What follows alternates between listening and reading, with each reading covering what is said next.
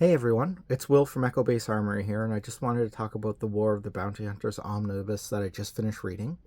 Now, this omnibus collects the War of the Bounty Hunters comics, the 5 issues written by Charles Soule, as well as the stories from the mainline comics, the Star Wars, Darth Vader, Aphra, and Bounty Hunter runs that cross over with the series or with the event, as well as the one-shots that were released tied to or as part of this event or comic series as well.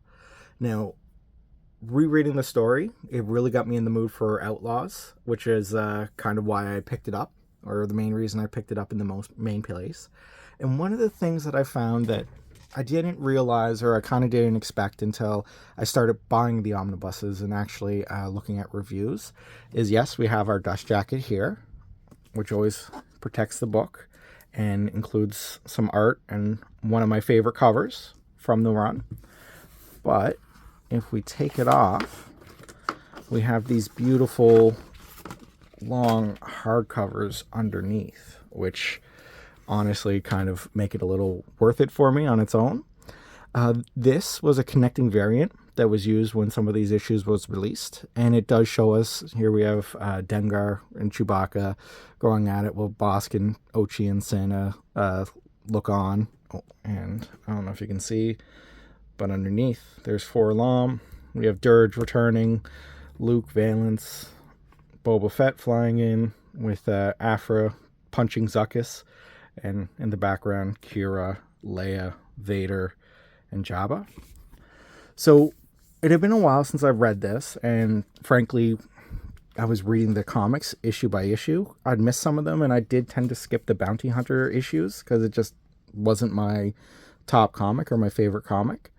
But the collection of the omnibuses is done in such a great way where it also doesn't go just issue by issue for each series, but arranges them so you're kind of getting the story in a more chronological order, which really made it easier to read, I found, because sometimes, you get it and it's just like issue 1, 2, 3, 4 as they were published instead of chronologically. And that means a lot of the Bounty Hunters and some of the issues of the Darth Vader comic are put towards the front, where there are some issues of the Star Wars comic that kind of get put on their own or put later in the series in between issues of the War of the Bounty Hunters comic as well.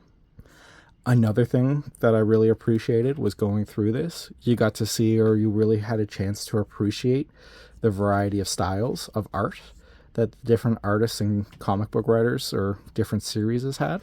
So that really kind of made it more fun for me to read, because you're not just looking at one art style. It varies from issue to issue, and each of these stories are their own little moments, which was also wonderful. The collection of the covers, the just progression of the story is something that is worth picking this up for.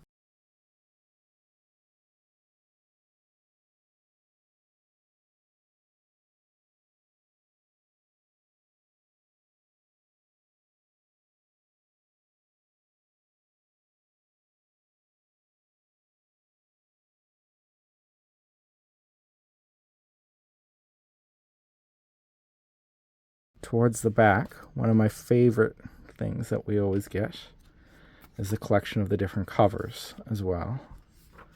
And we get to see some of the artwork or design panels.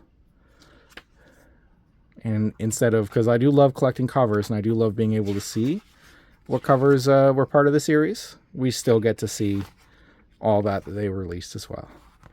And, it is a situation, if you have a little money or if you see it on sale, I am going to recommend picking this up.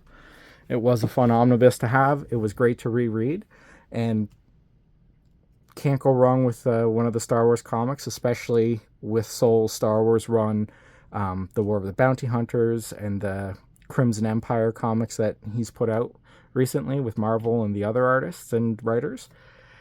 It's a good series. I'm looking forward to the Crimson Dawn one that will be coming out early next year, I believe. And I hope you enjoy. Follow us on Instagram, like and subscribe, and may the Force be with you.